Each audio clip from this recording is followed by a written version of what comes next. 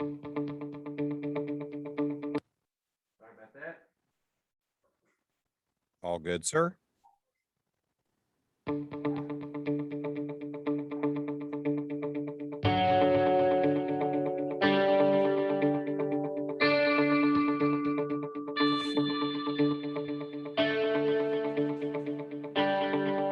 Welcome to the Health Detective Podcast with Roberto Parker. Join strength and conditioning expert Roberto Parker as he shares his over 35 years of experience in training athletes and helping people achieve their fitness goals. Now here's your moderator, Chris Whiting, with Coach Roberto. Hey, dang straight. I am your moderator, Chris Whiting. Welcome once again to the Health Detective Podcast. This is the time when we learn all about things that we should be doing if we want to live a healthy, productive life. And with me, as always, is the star of the show. He's the guy that makes it happen. The one, the only, the incomparable Roberto Parker. Welcome, Roberto. Yeah, go guns out. All right. All right. Yeah, I'm here. Oh, never mind. Hey, well, welcome. So tonight How about the abs, Chris? you showed off. Yeah, I'm not even playing with that. You can show off your abs. I could show off my ab. I have one big one that's kind of soft. So tonight we're going to be talking about something that helps, lead to the strong muscles, I believe. We're going to dive into protein. Is that right? We're going to talk a little bit about protein supplements. Are they good? Are they bad? Are they worthwhile? Gotcha. Okay. Yeah. Well, I am excited to jump into that because I think, and I know you've been beating this drum for a long time.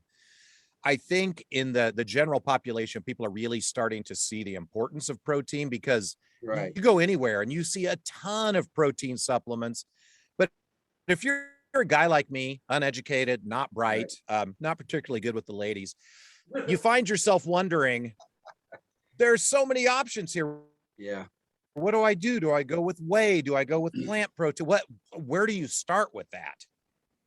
Well, why do we need protein? Protein is it's important for building muscle. We all know that. There's a lot of food products that have protein in it. Plants have protein. A lot of people don't know that, but plants even have protein, especially vegetables. But the key thing about protein is it bioavailable readily for you to utilize? I did a podcast myself a few days ago, one of my IST health tips of the day. It's not, you're not what you eat. You are what you absorb from what you eat. Oh, So, I like the distinction. Yes, if you're not absorbing it, it's not becoming bioavailable to your body. All you're doing is pissing and pooping it out in the first place.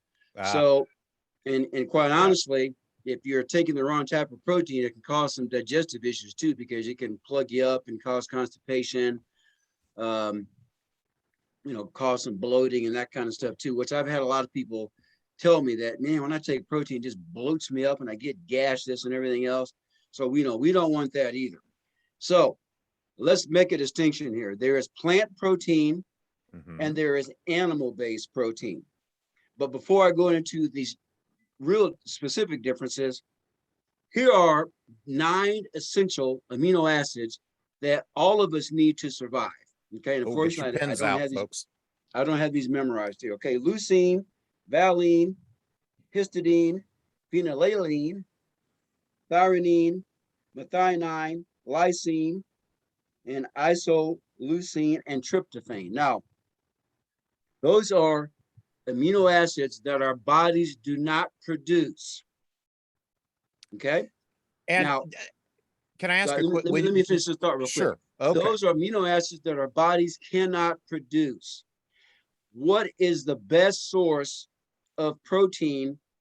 And the ones that really we need are leucine, valine, and isoleucine. The ones that the animal source is your best source in terms of bioavailability. Now, a lot of vegans and vegetarians don't want to hear that, but animal source is a better source of amino acids.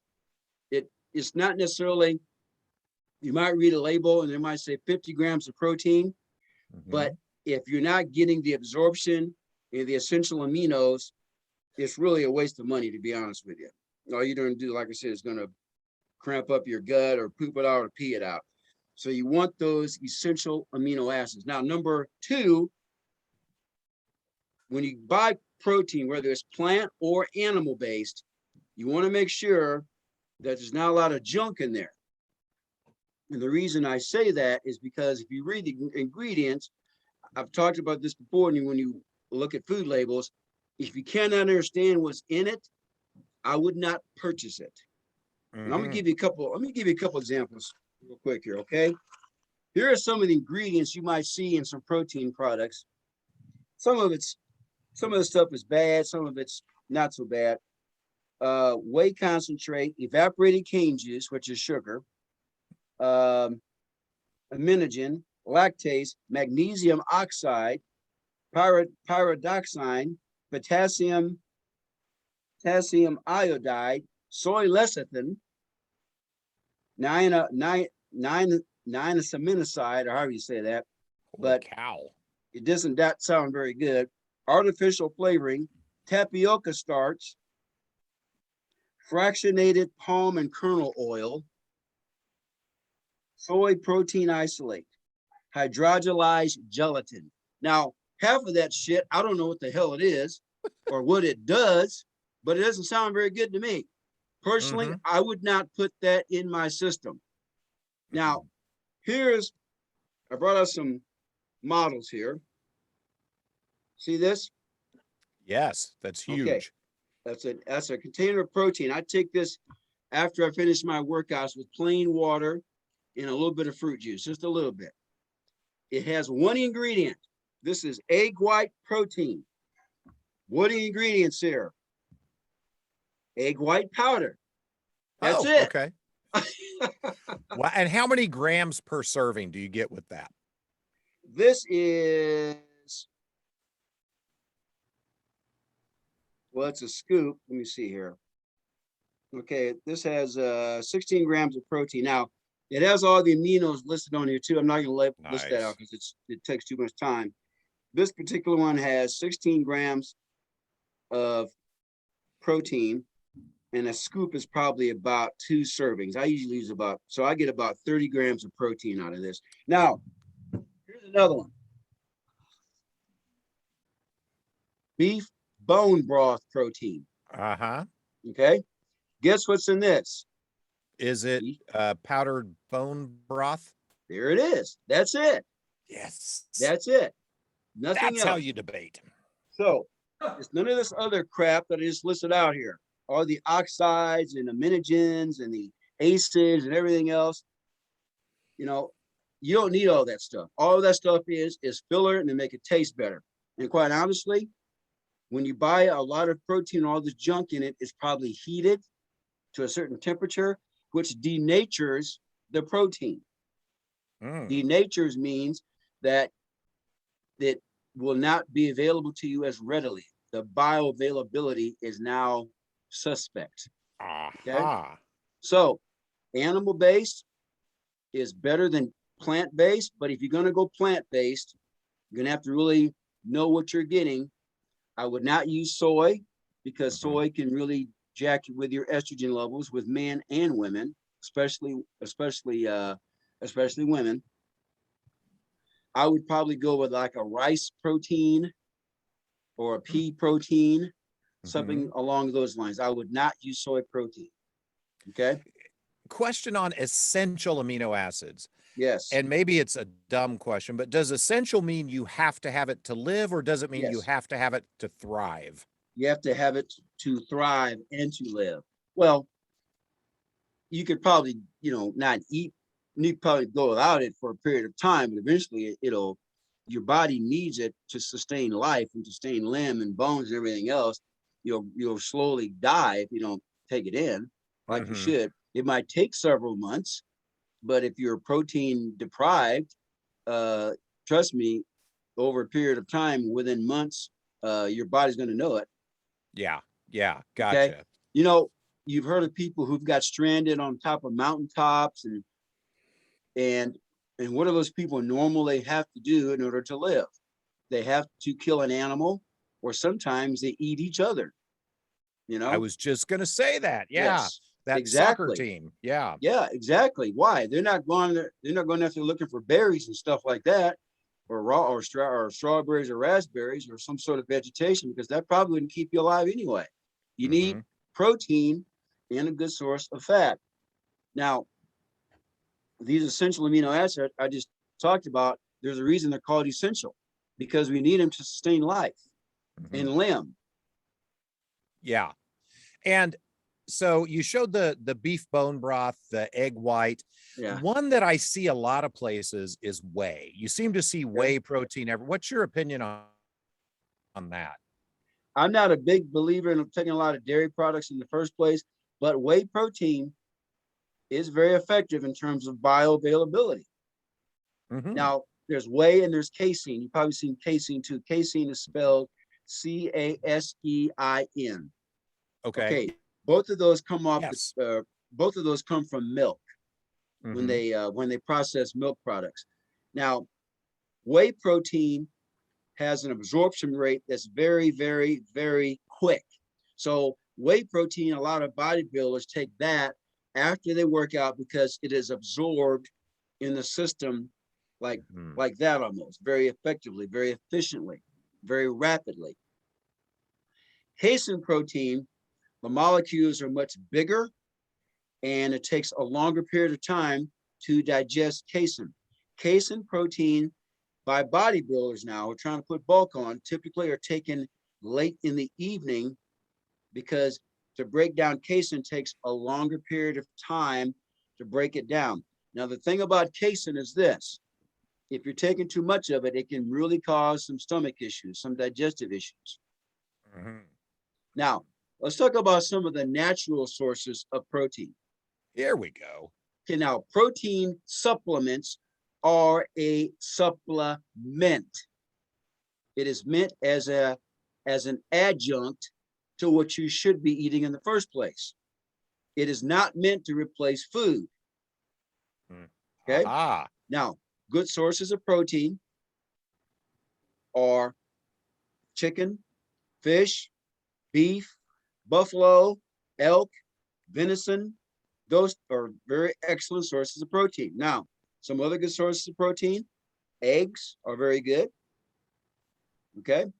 Now let's talk about some plant sources. Even things like spinach has protein in it. An avocado has some protein in it. But here's the problem with plant-based. What if somebody's trying to lose body fat and take some weight off? Let me give an example. Quinoa.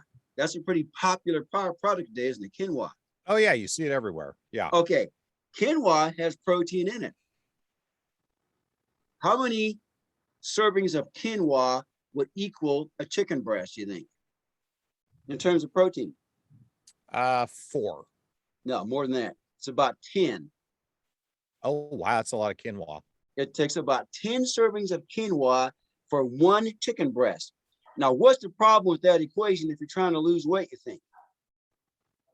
Well, you're taking in a lot of other extra calories to get that bingo much protein in your system. If you're trying, if you're trying to, first of all, quinoa, you're not going to get the essential aminos like you should, first of all. Second of all, even to get the amount of protein that a chicken breast has, you got to eat a hell of a lot of quinoa. Yeah. And that's a lot of calories. Dang. And if you're trying to lose weight, you're defeating the purpose. Now, you said something interesting earlier. I think I know the answer, but I'm going to ask you because it's probably worth saying. So you held up your egg white protein and you said after you work out, you use that protein with a little bit of fruit juice added to the water. Why the fruit juice in there? Here's the reason why. This is the only time that I recommend drinking fruit juice. After you work out, your muscles are very sponge-like. They want to just suck up and just absorb. Okay? They can't do that without insulin working. Mhm. This is one time insulin can work in your favor. When you drink something like grape juice, apple juice with some protein in it, it's going to uptake insulin. Insulin is going to do a better job in terms of efficiency of getting the protein to the muscles effectively like they should, to the cellular tissues. Okay. Gotcha. Now, Gotcha.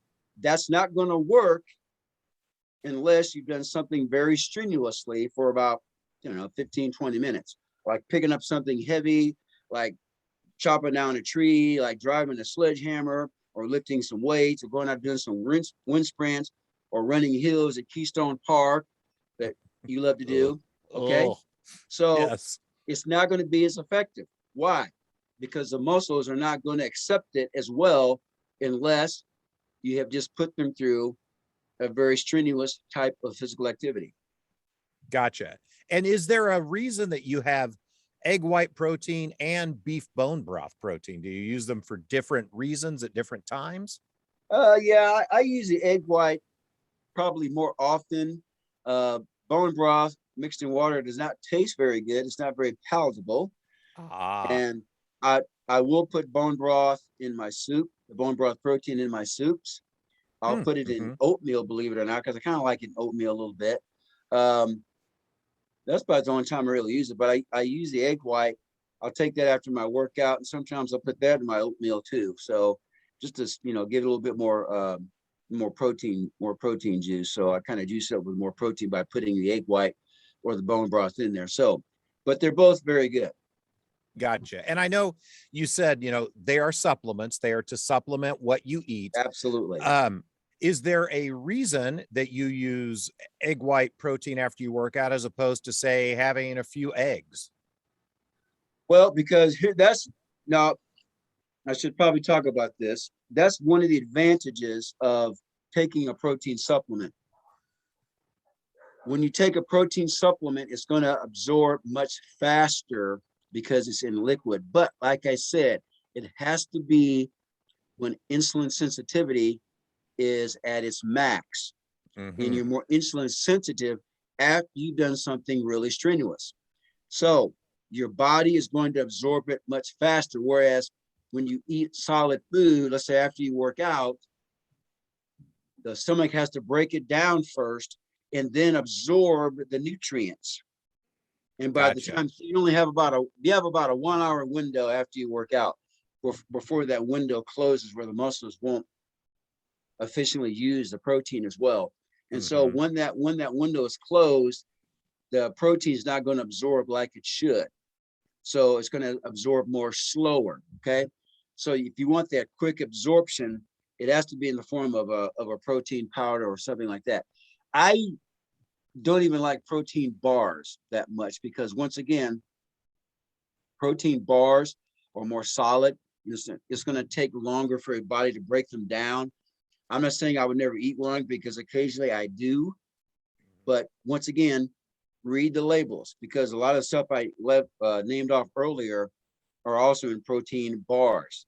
They put a lot of sugar in those things to really make them more palatable for the average person. Gotcha. Gotcha. Hey, and another question. Yep.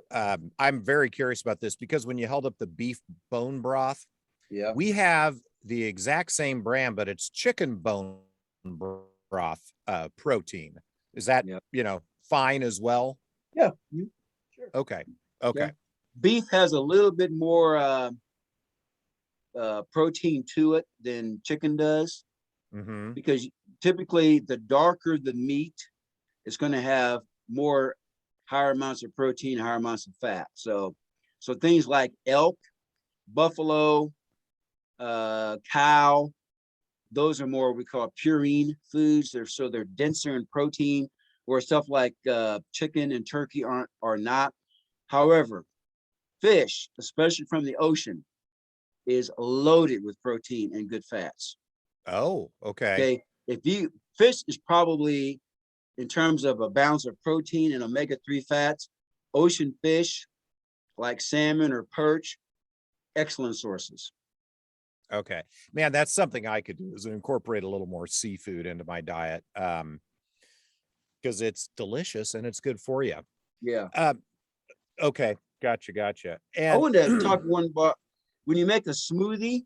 I want to talk a little bit about that too. And I kind of yeah, wrote down a few things here.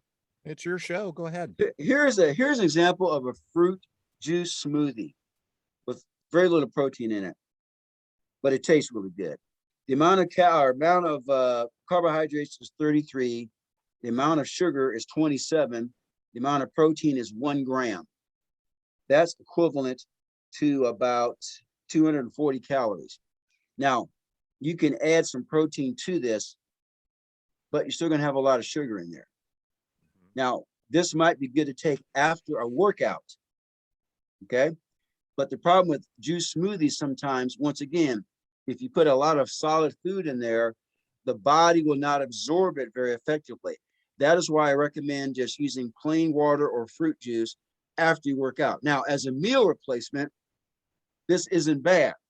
But the only thing I don't like about what it's named off is all the grams of sugar in it. Gotcha. Okay, now here's another one. A milkshake smoothie made with almond milk, banana, and protein powder.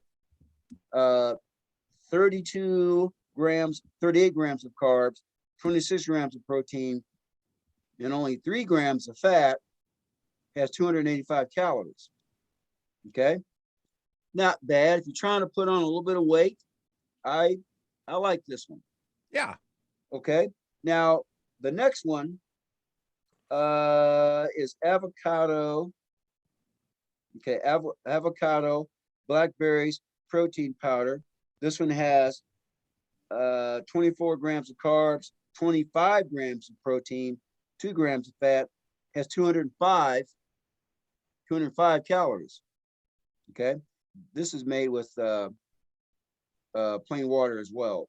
Okay, so it depends what you're wanting to do. If you're trying to lose weight, you got to be, you still got to be conscientious of calories. You got to be conscientious of that, and sugar, especially sugar and calories. If you're not that concerned about weight, you're trying to bulk up, like you're a college athlete or high school athlete playing wrestling or football or something like that. You don't have to be quite as conscientious about it. Okay, you can get away with it, because the more muscle you put on, the more carbs you're going to burn anyway, because muscles need carbs in the first place. But when I say that, some people might think, well, I'm just going to carb up. Unless you're putting on muscle in conjunction with your carbohydrate content. You follow me? Oh, yeah. Okay, because you need protein and some carbohydrates in order for the muscle to function efficiently. Like Wyatt Parker, my son, when he was playing college football, he would probably take about 2 or 3 protein shakes a day in addition to his meals. Wow. Okay, now he's powerlifting now, and believe it or not, he's not drinking those as much, but he's a lot more conscientious about his caloric intake, because he's keeping his weight around 255 pounds now. So if you're trying to lean up, yes, you want to reduce the carbs, you want to reduce the calories or have quality calories, and you want to increase the protein and increase the fat. If you're trying to put weight on, you want a little bit more carbs, a little bit more protein possibly. See? Because the more muscle you break down in terms of your training, the way you live your life, if you work on a construction job 8 hours a day, busting your ass, and then you go to the gym, work out for an hour a day, well, you've broken down a lot of muscle and burn a lot of calories. You can take in more carbs. But if you're sitting behind a computer all day and you go to the gym, work out for only a half hour, I would say still, and you're trying to lose some weight, you can't take in the same amount of carbohydrates as a guy who's working construction and goes to the gym after his construction job. Now, and I believe you have said before, we can survive without carbohydrates, but we cannot survive without protein. Absolutely, because here's why. Good question. Thanks. For every 100 grams of protein that you put in your system, if you're not taking in any carbs, 0 carbs, the body, by a survival system, will convert for every 100 grams of protein, about 40 to 50 grams to carbohydrates. Your body will do that once you've ingested it. Right. Well, I should say to glucose, not carbohydrates, to glucose. Yes. Okay. So that's a survival mechanism that we have dating back to when we all lived in the wild.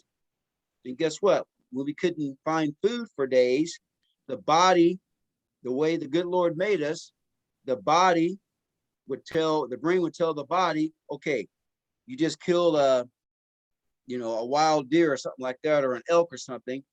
I'm going to take that protein and we're going to convert it to energy in the form of glucose, which will sustain you, because tomorrow you may not have a successful hunt looking for prey. Okay. Yeah. And people who lived in the ice age, in cold weather, there wasn't any vegetation. So what do they have to eat? They had to eat animal flesh or the animal eggs. Sometimes they ate insects. Okay. Ew. So, which are still basically considered a carnivore type of eating plant. But the problem was they didn't have any vegetation that was thriving because of the extreme cold weather. Now, during the ice age, they did have a spring and a fall, I believe. Probably wasn't very long. So there was some vegetation that sometimes human beings would take advantage of, like berries and that kind of thing. So, they'd have some of that stuff. So we came from human beings who really were not very into plant food. Yeah. Yeah.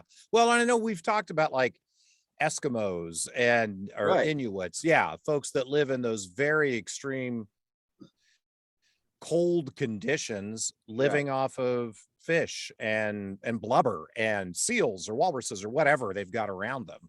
Well, and at one time, the entire earth was like that because we had the ice age. Okay. And human beings, we didn't have, these subtropical climates and everything like that, because at one time the entire earth was really like an ice age. Wow. It was frozen. Wow.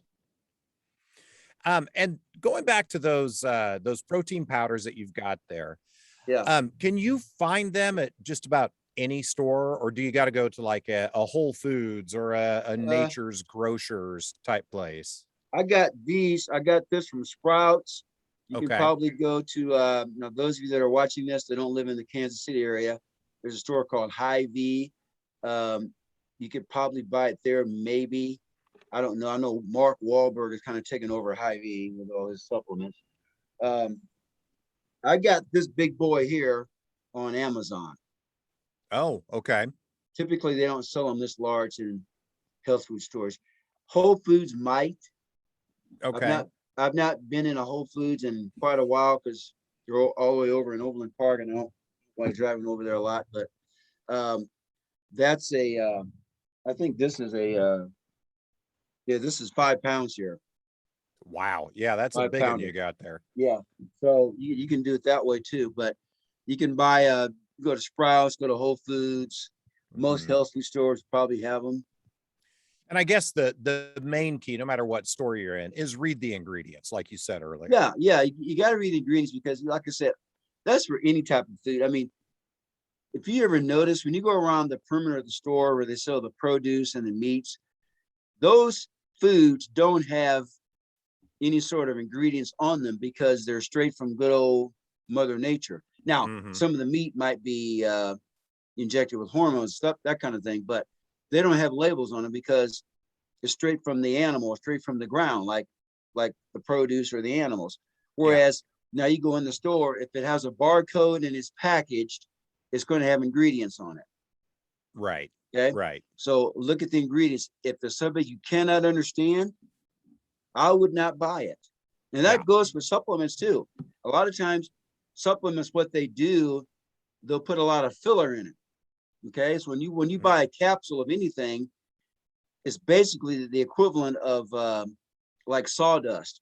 So they might put some raw ingredient in there, but to fill out the capsule, they're going to add some inert, ineffective crap called filler. That's what they do. Gotcha. And that's what you're taking into your system. So Yeah. The more filler it has, the less of an efficacy factor it will have.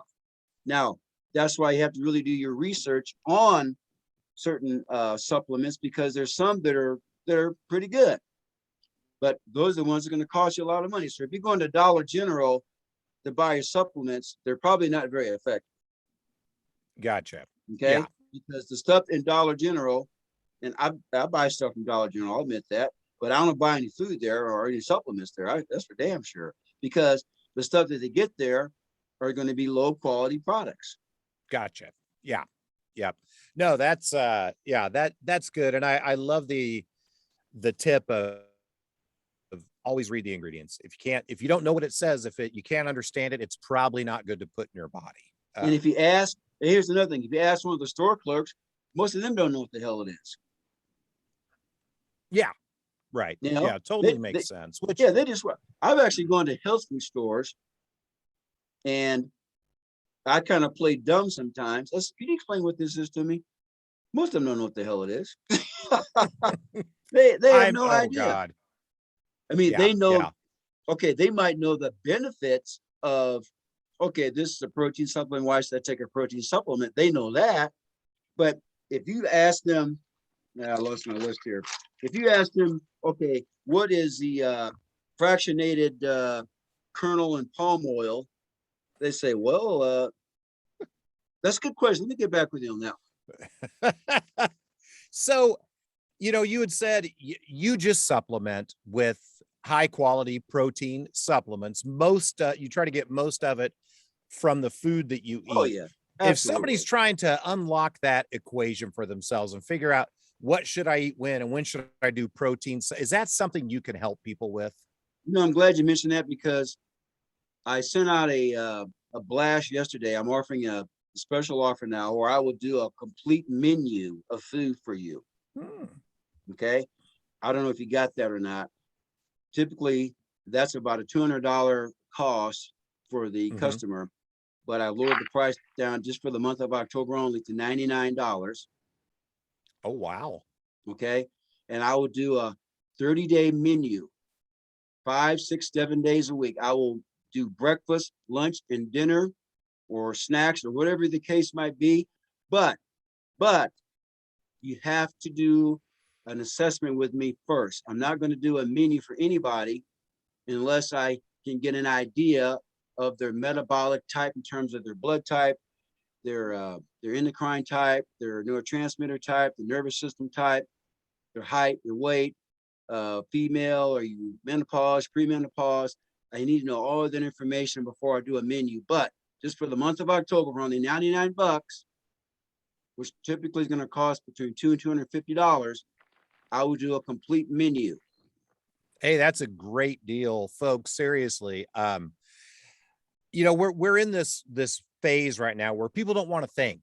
You've got the HelloFresh and the folks that actually deliver the food to your door, so you don't have to think about what you're going to eat. Well, this is an opportunity to let Roberto do the thinking for you. Now you're going to have to go out and buy the food and everything. Right. Correct. But you're going to know every day. You're going to have a plan to follow of what to eat based on your specific metabolic type. Right. For $99 for the month of October. That's crazy. Wow. Yeah. If they want to do that, how do they get in contact? What's the best way to handle that? 816-405-7703. Email is rwpsports@yahoo.com. I'm also on Instagram. Just look up Roberto Parker. I'm on Rumble. Look up Roberto Parker. I'm on Twitter, which I very seldom use. You can look me up there too. But for $99, I'll do a complete menu plan, which includes an analysis.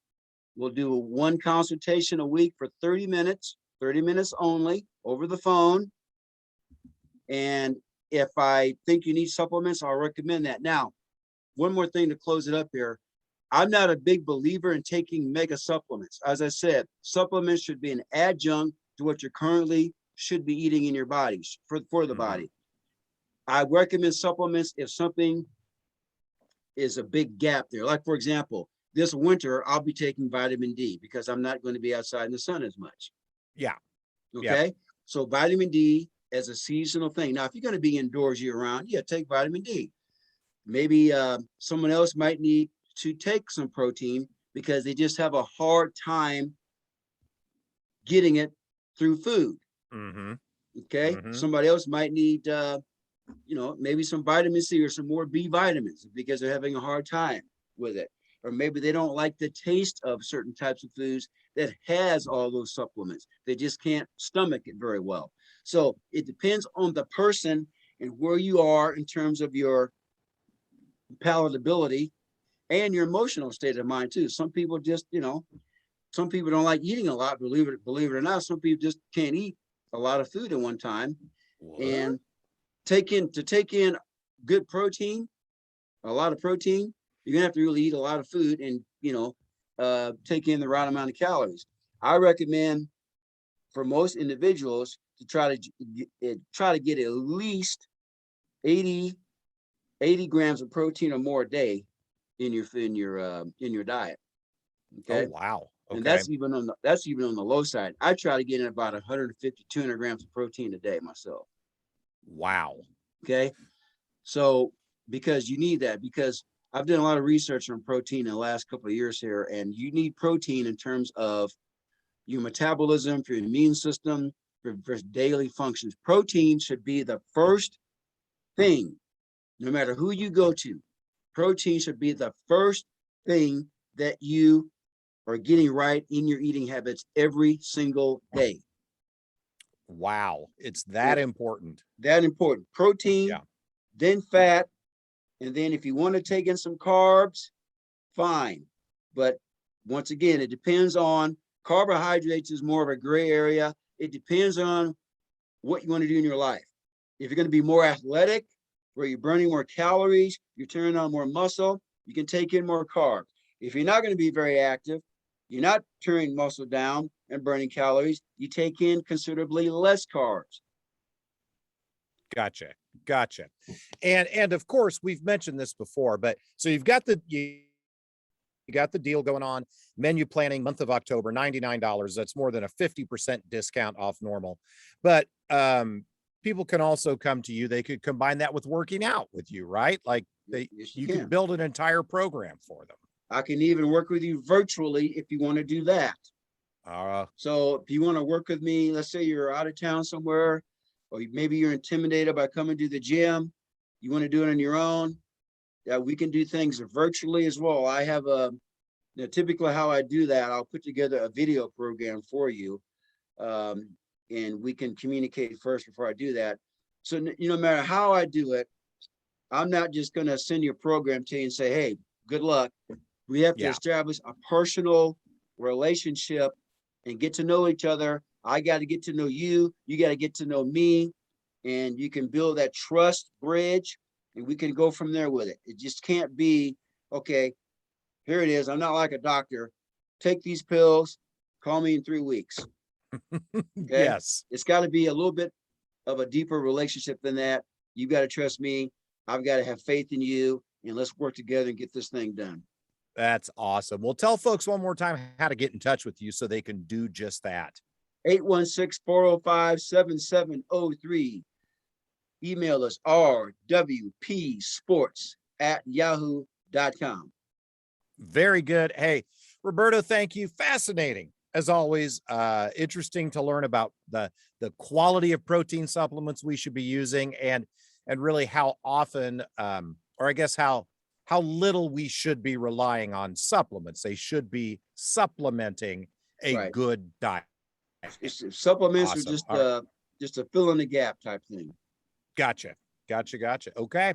Well, hey, thank you. Seriously, like I said, this is great as always. I am motivated. I'm going to eat some protein when we're done here, and it's going to be delicious. All right. Take care, guys. God bless. All right. Thanks. Thanks for listening to the Health Detective Podcast with Roberto Parker. You can contact Roberto at 816-405-7703 or by email at rwpsports@yahoo.com. with any comment or question you may have. Join us next time for the Health Detective Podcast with Roberto Parker. The Health Detective Podcast with Roberto Parker has been a KCTK production, produced by Roberto Parker, Chris Whiting, and Paul Lavoda. All rights reserved. For more information and content, email us at kctkradio@gmail.com.